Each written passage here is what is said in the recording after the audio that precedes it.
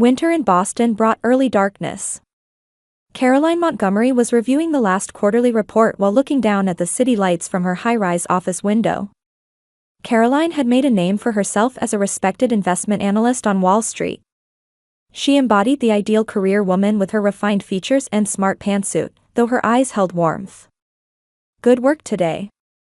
Shouldn't you be heading home?" Secretary Jenny peeked into the office with concern. The clock already showed 8 o'clock. "Yes, I should." "Thank you, Jenny." Caroline smiled as she closed her laptop and began packing documents into her bag. While she was passionate about her work, what she cherished even more was her warm home life. Thomas Williams, whom she had married 3 years ago, worked as a regular employee at a local bank. Though his position seemed modest compared to Caroline's career, his sincerity and kindness had completely captured her heart. "I'm sure there's a warm dinner waiting for me at home," she thought, feeling a warmth in her heart. Thomas was a good cook and always prepared something special on days when she worked late. When she opened the door to their home, the aroma of beef stew wafted from the kitchen, just as she'd expected. "I'm home, Thomas." "Welcome home, Caroline." Thomas greeted her in an apron and kissed her cheek. "You worked late again today. You must be tired." Caroline smiled as she took off her coat. "A little. But I feel better now that I'm home." Their house was in a quiet neighborhood in the Boston suburbs. Not too large, not too small, a home they had chosen together. It was a property Thomas couldn't have afforded on his salary, but Caroline had no reservations about covering most of the cost, saying, "It's our home." During dinner, Caroline listened to Thomas talk about his day. He spoke with interest about small happenings at work and interactions with customers. She loved these simple, everyday conversations. "By the way, Jennifer called today," Thomas said as he picked up his wine glass. Caroline frowned. Her relationship with her sister Jennifer was complicated. Despite having model-like beauty, Jennifer had no steady job and was financially dependent on their parents. She had always been spoiled by their parents and forgiven for everything. That hadn't changed since childhood. What did she say? "It's about a Hawaii trip your parents are planning. They want all of us to go next month." Caroline put down her fork. "This is the first I'm hearing of it." "Robert and Martha seem to want a vacation with the whole family," Thomas said gently, but Caroline couldn't help but smile bitterly. Her parents favored Jennifer, always spoiling her. With Caroline, however, they were strict, taking her success for granted and never even expressing gratitude. Still, Caroline had been looking after her aging parents for years, helping with their mortgage and medical expenses. "I see," she replied flatly. "And who's paying for it?" Thomas averted his gaze slightly. "Well, I haven't heard the details about that yet." "I understand," she said resignedly. "So I'll be paying in the end." Thomas took her hand. "Caroline, isn't that what family is about? Helping each other." Caroline nodded at her husband's words. That was certainly true. However, sometimes that helping felt very one-sided. Recently, she had noticed Thomas visiting her parents' home frequently. He explained it was to improve family relations, but something felt off. Especially since it seemed that conversations between Thomas and Jennifer were increasing. A trip to Hawaii. Caroline took a sip of wine and smiled. "All right. Maybe spending time with the whole family wouldn't be so bad." Thomas's face brightened. "I knew you'd say that. I'll let Jennifer know tomorrow." He stood up happily and headed toward the kitchen. The blue skies of Maui Island welcomed Caroline's family. At the upscale resort on Wailea Beach, the front desk woman greeted them with aloha and a smile. "The Montgomery Williams family reservation. We have an ocean view suite and 2 deluxe rooms prepared for you." As Caroline handed over her credit card, she saw her mother Martha smiling with satisfaction. As expected, Caroline was paying for everything. Still, believing that time spent together as a family was precious, she tried to maintain a cheerful demeanor. "Thomas, could you bring the luggage?" When Caroline called to her husband, he was deep in conversation with Jennifer. When they saw her approaching, they abruptly stopped talking. "What were you talking about?" Caroline asked with a smile. "Oh, just activities," Thomas answered, seeming a bit flustered. "Jennifer was saying she's interested in snorkeling." Jennifer nodded. "Yes, isn't it wonderful underwater?" Caroline sensed an odd atmosphere between them but nodded. "Yes, it's wonderful." After putting their luggage in their rooms and getting settled, they decided to have a late lunch at the hotel restaurant.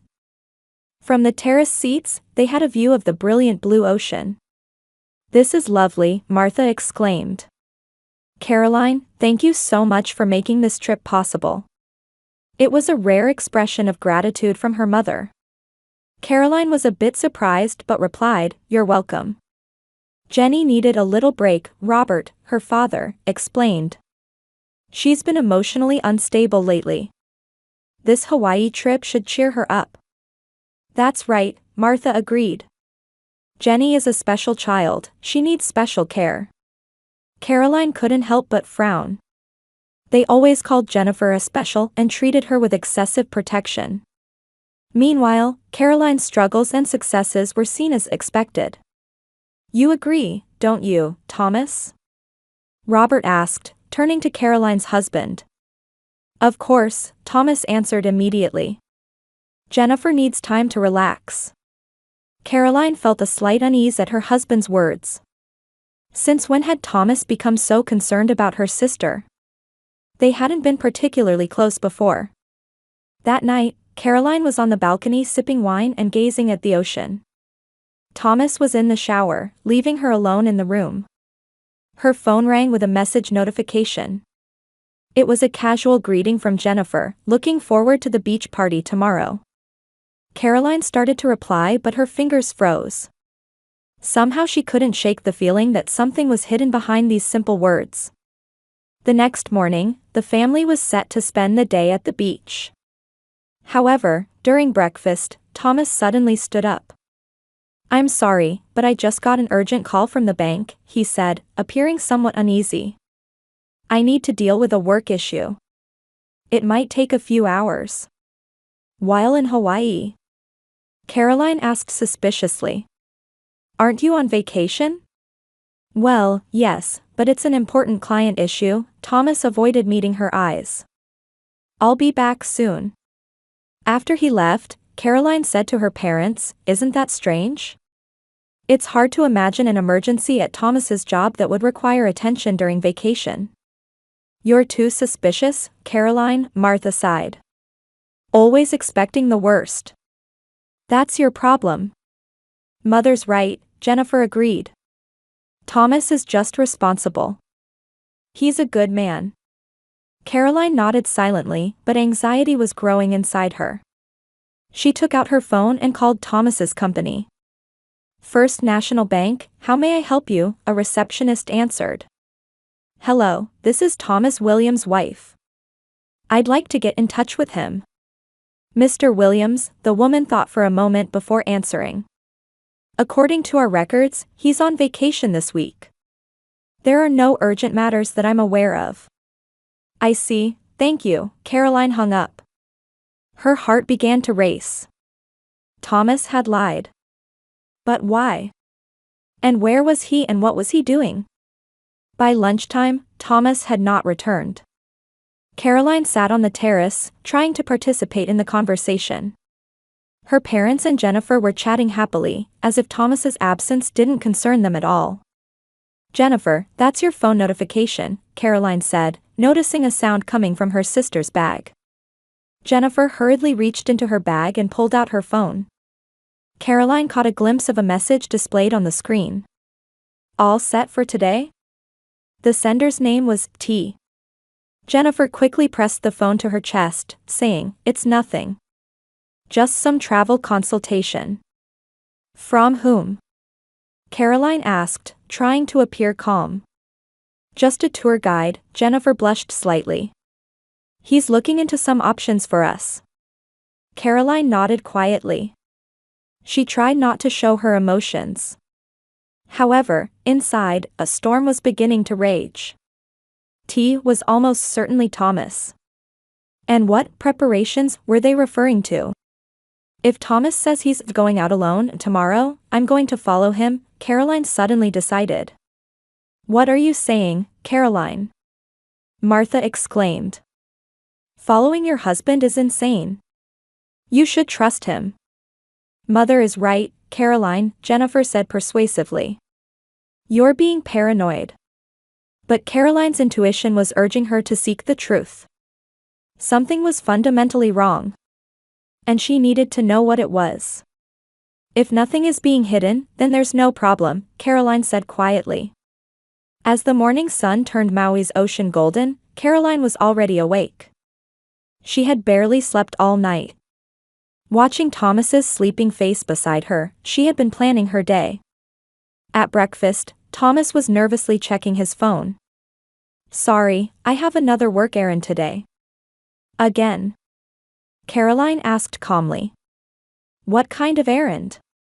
Well, there's a problem I couldn't resolve yesterday, he was evasive. I need to go out for a bit. I'll be back by afternoon. Caroline looked at her parents and Jennifer. They said nothing, continuing their meal as if they had expected this.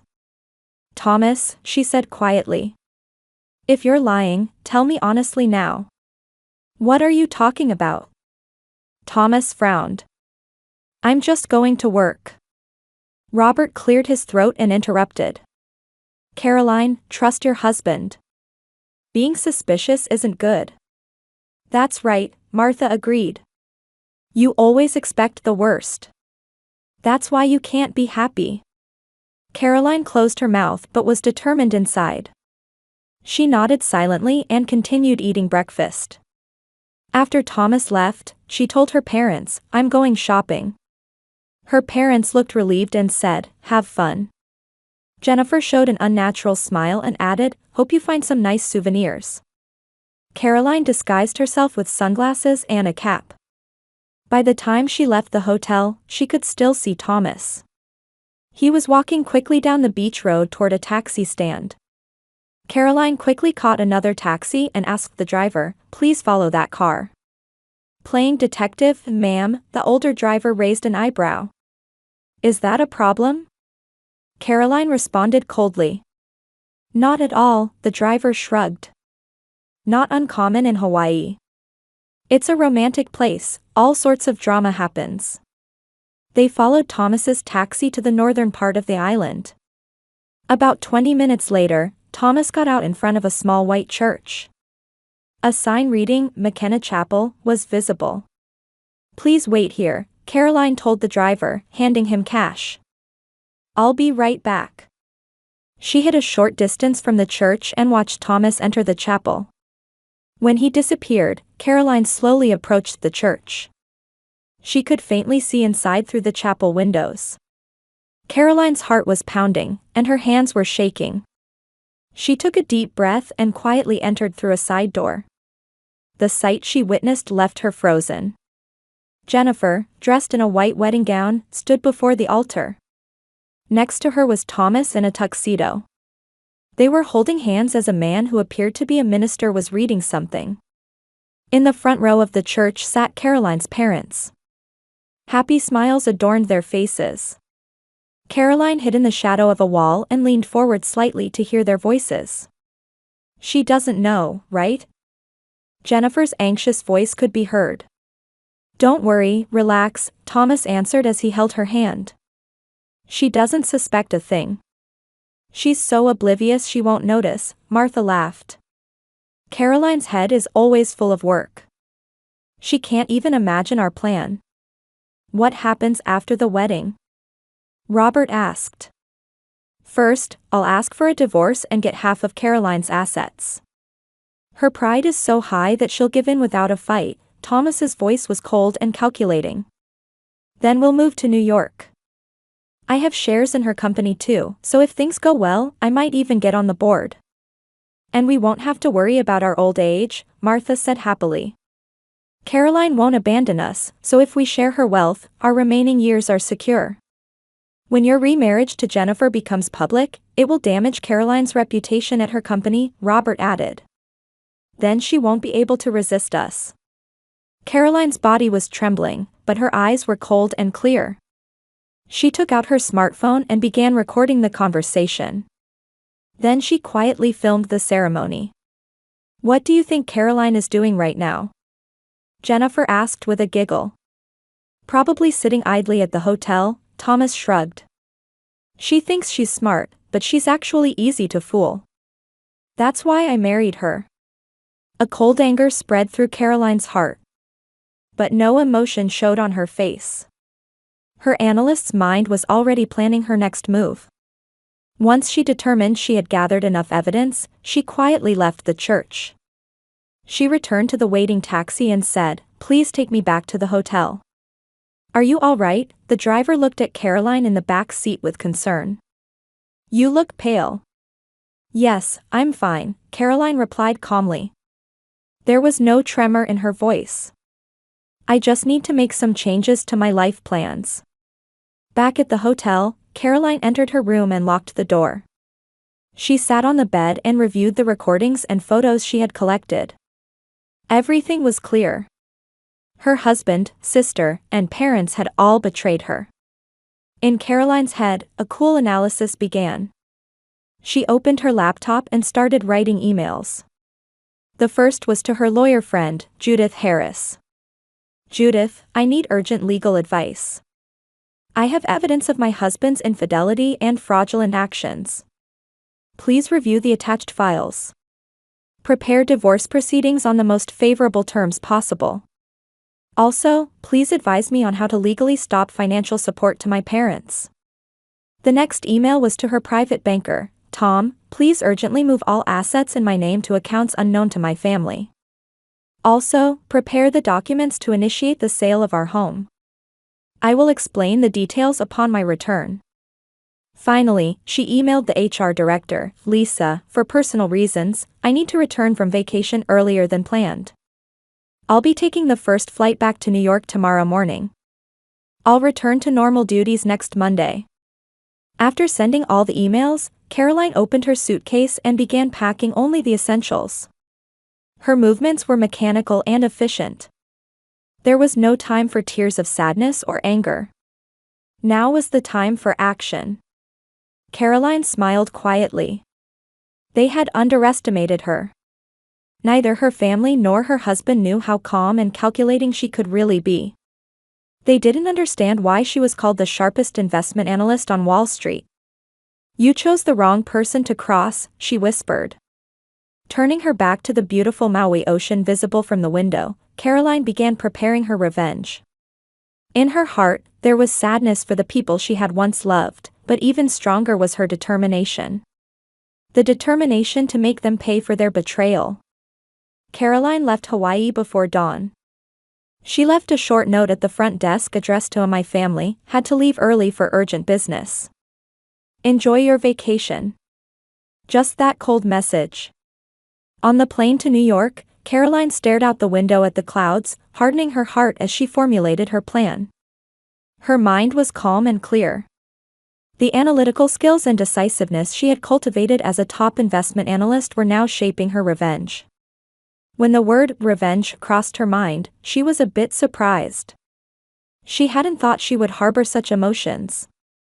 But she told herself this wasn't just emotional retaliation, but seeking just compensation for betrayal. Upon arriving at her Boston home, Caroline immediately took action. Her movements were efficient. First, she met face-to-face with Judith Harris, the best divorce attorney. "This is complete fraud," Judith declared after seeing the recordings and photos from Hawaii. "Legally, it could even be considered attempted bigamy. We can proceed with divorce on the most favorable terms." "Thank you, Judith," Caroline answered calmly. "I also want to stop financial support to my parents." "That's possible too," Judith showed her documents. "Your assistance to your parents was provided without legal contracts, so it can be stopped at any time." Caroline also met with the private banker and changed access to all joint accounts, moving assets to separate accounts unknown to Thomas and her family. Using her knowledge as an economic analyst, she also began procedures to legally block access to her parents' retirement pensions. The price for trying to use my life will be high, Caroline determined. Next, she arranged for movers. Following her instructions, they moved most items from the house to a new storage location. Memorable photos, expensive furniture, art collections they had gathered together, she took everything. Leave everything Thomas chose, she coldly instructed. In reality, there was almost nothing. After all, she had created most of their home life.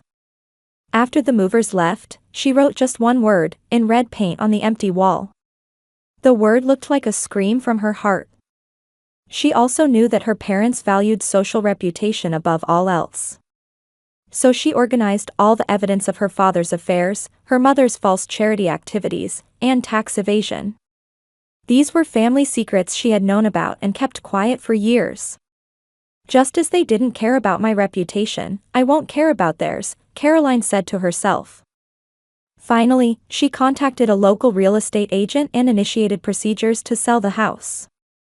I want to be free from this place of betrayal as soon as possible, she said. When all preparations were complete, Caroline moved to a new apartment. She told no one her new address, completely erasing her traces. And she waited for the day Thomas and the others would return from Hawaii.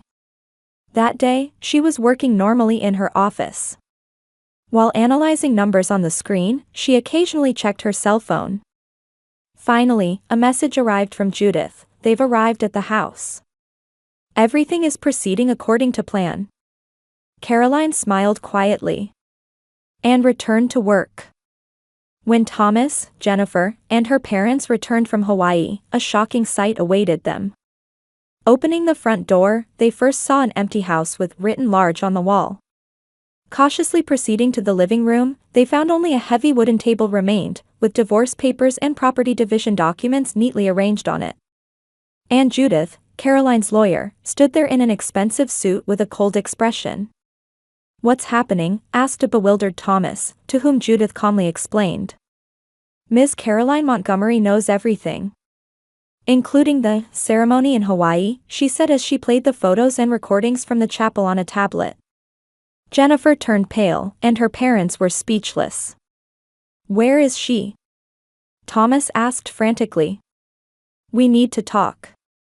You no longer have a say, Judith coldly retorted. Miss Caroline will not return to your lives. This is the last encounter. On the table were also legal documents showing that Caroline had emptied all family joint bank accounts and had begun procedures to sell the house. This is a legitimate response to fraudulent acts, Judith continued. Miss Caroline has withdrawn all retirement funds for her parents. It's clear that you needed her assistance for mortgage and medical expenses. Arrangements had also been made for the parents' hidden debts and economic problems to become public in their community. Evidence of your improprieties in charity work and tax evasion is ready to be submitted to authorities, Judith calmly announced. However, the disclosure of this information may change depending on your actions from today forward. Further, it was revealed that Thomas and Jennifer's marriage was legally invalid. Bigamy by a married person is not legally recognized. This is an act that could be subject to criminal penalties, it was explained, causing the blood to drain from Thomas's face. I want to talk to Caroline, Martha said in a trembling voice. She's our daughter. Unfortunately, she no longer thinks so, Judith replied matter-of-factly. Let me convey her words, blood relation is a coincidence, but betrayal is a choice. Thomas showed his anger. I won't let her get revenge. I have rights too. On that point, please look at this, Judith showed another document. It was a notice from the HR department of Caroline's company. There had been an inquiry about Thomas's employment at the bank, reporting that there were serious questions about his integrity. Your position at the bank is also in jeopardy, Judith calmly informed him. If you choose to fight further, Ms. Caroline is prepared to release all evidence. When they tried to object, 2 security guards appeared and notified them to remove remaining possessions and vacate the house within 24 hours. The house was already in the process of being sold. Thomas and the family realized that their plan had completely backfired, and they were at a loss. Their future plans had crumbled in an instant, and now they were in dire straits both financially and socially. That night, Caroline was drinking wine on the balcony of her new apartment, looking up at the starry sky. There was pain in her chest, but also a sense of liberation. She had chosen to live honestly with herself. Her cell phone rang. It was from Judith. "It's all over," the lawyer informed her. "They've agreed to the terms. They'll leave without a fight." "Thank you," Caroline answered quietly. After hanging up, she exhaled deeply. 2 years later, in a Manhattan high-rise, Caroline Montgomery, as vice president of a major investment firm, looked down at the city from her large glass office. The view of skyscrapers visible from the window symbolized her new life. On her desk were photos with new friends, and on the wall hung certificates honoring her achievements. "Ms. Montgomery, preparations for the board meeting are complete," the secretary called. "Thank you, Allison," Caroline smiled as she organized her documents. After the divorce, she had returned to her maiden name. Caroline shone more brightly than before. She spent time with a psychological counselor once a week, learning to value herself. With the counselor's help, she was able to face and overcome the pain of the past. "True strength is having the courage to stand up," she had written in her diary. Before heading to the meeting, she glanced at a newspaper clipping in her desk drawer. It was an article about her ex-husband and family. In a small apartment in the Chicago suburbs, Thomas was returning from yet another interview, wearing a cheap suit. He opened the door with heavy steps and muttered, "Failed again." Since his divorce from Caroline, his career had been on a downward trajectory. He had lost credibility, and his reputation in the banking industry had plummeted. Next to him was Jennifer, who now worked as a supermarket cashier. Her once beautiful face was clouded with fatigue and regret. "What were we thinking then?" she had asked herself many times. Caroline's parents also faced harsh reality. Having lost financial support, they had to move to a modest apartment for the elderly. Furthermore, their social reputation had completely collapsed due to the disclosure of secrets in their community. Former friends had distanced themselves, and they were facing a lonely old age. There was a knock on Caroline's office door. "Come in," she answered, and a man with a warm smile peeked in. "I came to confirm our lunch date before the meeting," Michael Harrison smiled at her. He was a university professor she had met at her investment seminar a year ago, and now her new partner. "Of course, I haven't forgotten," Caroline returned his smile.